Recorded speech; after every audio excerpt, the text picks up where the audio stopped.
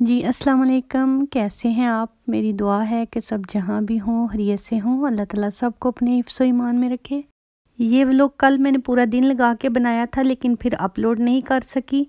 कल का दिन बहुत ज़्यादा मसरूफ़ गुज़रा। मैंने सोचा तो यही था कि व्लॉग बनाते ही इसे अपलोड कर दूँगी, लेकिन टाइम इतना शॉर्ट हो गया। पहले सबके लिए नाश्ता बनाया।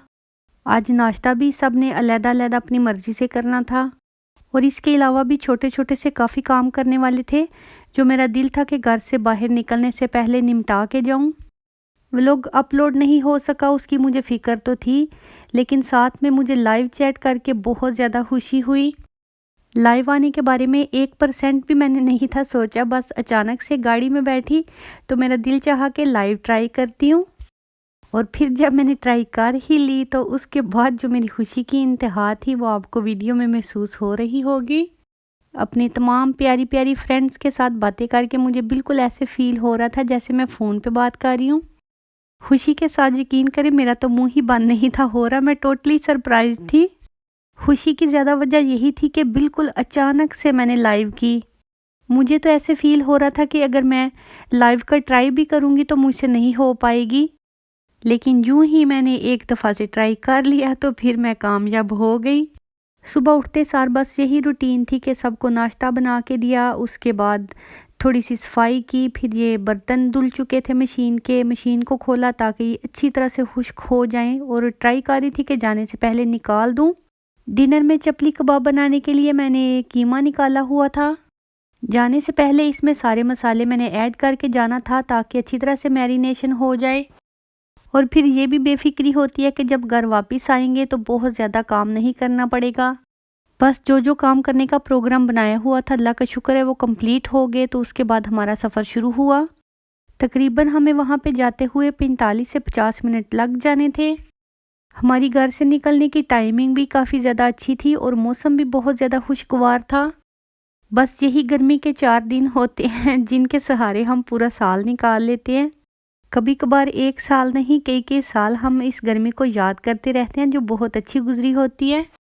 यहाँ पे अक्सर लोग गर्मियों में दूसरे गर्म मुल्कों में चले जाते हैं, लेकिन इस दफ़ा कोरोना की वजह से बहुत से लोगों ने दूसरे मुल्कों में ट्रैवल नहीं किया।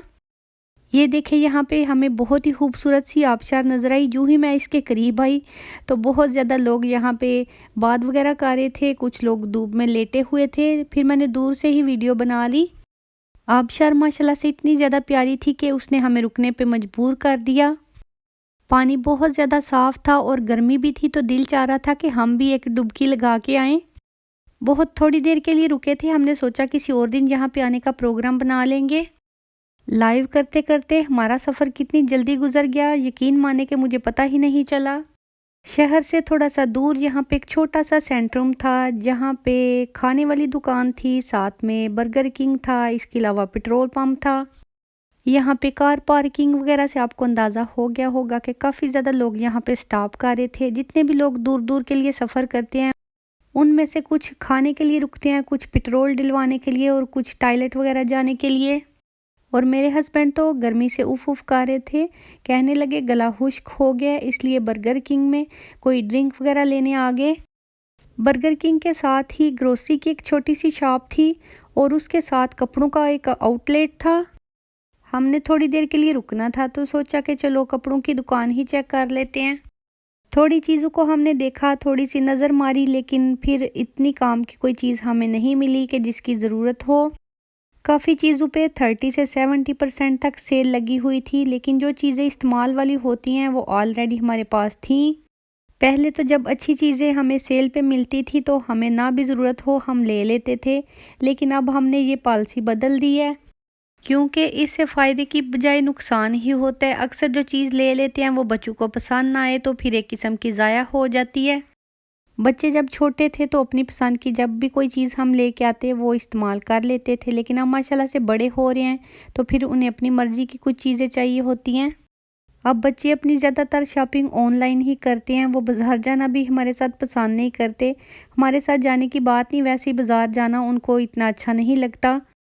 ख़ास तौर पे जब स्कूल के दिन हो और उन्हें छुट्टी हो तो उनका दिल यही होता है कि हम गेम खेलें, हमारा टाइम ज़ाया ना हो। इसलिए हमारे लिए भी ईज़ी होता है कि वो नेट पे सारी चीज़ें पसंद कर लेते हैं, मेरे हस्बैंड ऑर्डर कर देते हैं तो चीज़ें तकरीबन घर में आ जाती हैं। अच्छा जी, तो पीछे छोटा-सा स्टॉप करने के बाद हम फिर आगे की तरफ चल पड़े थे और अब हम अपनी मंज़िल पे पहुँच चुके हैं। हमें इसी जगह पे आना था। आप लोगों से बात करते-करते मैंने टाइम नोट नहीं किया कि टोटल हमें यहाँ पहुँचने में कितना टाइम लगा। वैसे भी हमने थोड़ा-सा स्टे किया था, तो उस वजह से टाइम का पता नहीं चला कि कितना टाइम लगा है। जाती दफ़ा ट्राई करूँगी कि मैं टाइम नोट करूँ। खैर चलें, 5-10 मिनट आगे पीछे होने से इतना ज़्यादा फ़र्क नहीं पड़ता। हमने यहाँ पे अपनी गाड़ी पार्क की और ये सारी गाड़ियाँ देखें, ये सिर्फ़ यहाँ पे वो बन्स लेने आई हुई हैं जो हम लेने आए हैं। हम यहाँ तक जो ड्राइव करके आए हैं वो स्वीट बन्स ही लेने आए हैं। यहाँ पे आपको जो बोर्ड लिखा नज़र आ रहा है उस पे उनका सेल जो टारगेट है वो लिखा हुआ है कि 2021 में उन्होंने 2 मिलियन स्वीट बन सेल करने हैं। ये शॉप शहर से थोड़ी सी दूर है लेकिन ये बहुत ही ज़्यादा मशहूर हैं। इनका नाम एस्पा बोलेर है। स्वीट बन्स को यहाँ पे बोलेर बोला जाता है। जैसे पाकिस्तान में बन होते हैं लस्सी के साथ खाए जाते हैं, इस तरह के होते हैं, लेकिन इनका टेस्ट पाकिस्तानी बन से बिल्कुल मुख्तलिफ होता है। बल्कि यहाँ पे भी जितने स्वीट बन्स बनते हैं ये उनसे डिफरेंट होते हैं। इसी वजह से इन्हें ना सिर्फ यहाँ से ट्रैवल करने वाले लोग लेके जाते हैं बल्कि स्पेशल इन्हें ख़रीदने के लिए दूर दूर से आते हैं। यहाँ पे काफ़ी ज़्यादा फ्लेवर्स होते हैं इनके, वनीला क्रीम और साथ में चॉकलेट होती है, सिनेमन के टेस्ट वाले मिलते हैं, कैरामल के टेस्ट वाले, इसके अलावा भी काफ़ी ज़्यादा होते हैं।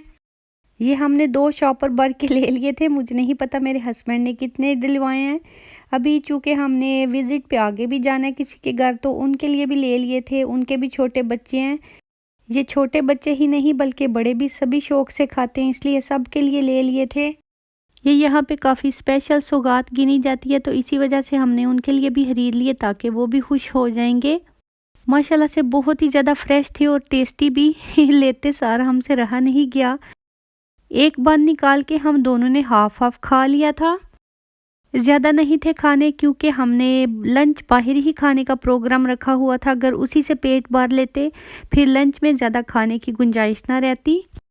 बंद वाली शॉप के साथ ही उन्होंने छोटा सा एक कैफ़े भी बनाया हुआ है। हम यहाँ पे आए थे कि शायद हमें खाने के लिए कोई अच्छी सी चीज़ मिल जाए, लेकिन यहाँ पे बहुत ज़्यादा वैरायटी नहीं थी जो हम खा सकते।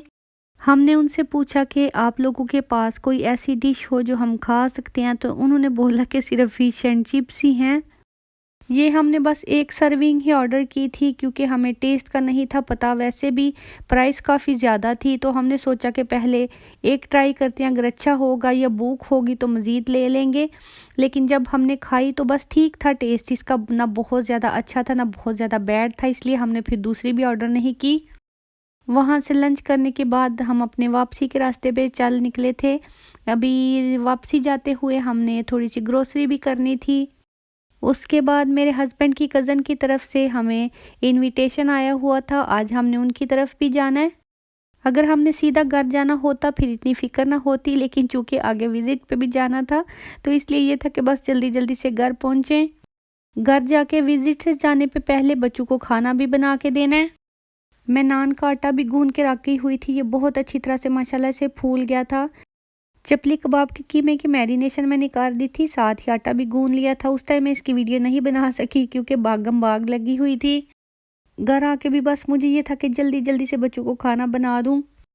जो ग्रोसरी की थी उनमें से भी ज़रूरी चीज़ें बस एकदम से उठा के रखी। जो फ्रिज वाली थी उन्हें सबसे पहले फ्रिज में रखा, और जो सारी खुश्क चीज़ें हैं वो जब भी टाइम मिलेगा, बेशक आके मिलेगा तो मैं आके उठा लूँगी। अभी तो मुझे नहीं लग रहा था कि जाने से पहले मेरे पास टाइम होगा कि मैं सारी चीज़ें समेट सकूँ। मैंने नान बना लिए थे, माशाल्लाह से बहुत ज़्यादा अच्छे नान बन गए थे। साथ ही फिर मैंने कबाब भी बनाने थे। नान मैंने मोटे वाले नहीं थे बनाए, जैसे पतली खमीरी रोटी होती है उस तरह से बनाए थे। मुझे ये था कि अगर बच्चों ने इनका रोल वगैरह बना के खाना हो वो भी खा सकते हैं, अगर वैसे खाने होंगे तो वैसे खा लें। जितनी देर में कबाब फ्राई हो रहे थे मैंने दही वाली चटनी साथ में बना ली और थोड़ा सा सैलेड काट लिया। दही की चटनी मैंने खुश्क पुदीने से बनाई थी क्योंकि धनिया पुदीना काटने या उसकी चटनी बनाने का टाइम नहीं था। जो खुश्क पुदीना पाउडर होता है उसकी मैंने चटनी बनाई थी, फटाफट से बन जाती है। जस्ट पुदीने के पाउडर को दही में ऐड करना होता है, साथ में अगर चाहें तो थोड़ी सी चिली या नमक ऐड कर ले, वरना ऐसे ही खाई जा सकती है। इन चपली कबाब्स को मैंने बिल्कुल बाजार स्टाइल लुक देनी थी, उसके लिए मैंने ओनियन कैरमलाइज करने हैं। कबाब थोड़ा सा ठंडा हो गया तो इसे मैं चेक करने लगी थी किस तरह के बने हैं। माशाल्लाह से बहुत ज़बरदस्त बने थे, बिल्कुल जूसी, बाहर से थोड़े थोड़े क्रिस्पी, क्योंकि जो पेशावरी चपली कबाब होते हैं वो किनारों से थोड़े से क्रिस्पी होते हैं और अंदर से जूसी, और टेस्ट भी माशाल्लाह से बिल्कुल परफेक्ट आया था। इनके अंदर मैंने अनारदाने का पाउडर ऐड किया था। मैंने इन्हें अलग-अलग से प्लेट में नहीं था डाला, मेरा दिल था जैसे बाज़ार में मिलते हैं बिल्कुल उस तरह से बच्चों को सर्व करूं। मैंने घर से खाना नहीं था खाना, क्योंकि हमने आज मेहमान बनना था किसी के घर में, लेकिन जाने से पहले मैंने 2 बाइट्स लेके इन्हें टेस्ट ज़रूर किया था, क्योंकि माशाल्लाह से इनकी लुक बहुत ही ज़्यादा अच्छी आई थी, बिल्कुल बाज़ार जैसे बने थे। ये हम बाजी के घर में ही मेहमान गए हुए हैं, तो फिर वहाँ पे उनके टेरेस पे मैं आई थी। आज अंदर गर्मी बहुत ज़्यादा थी, एसी भी चल रहा था लेकिन फिर भी गर्मी लग रही थी।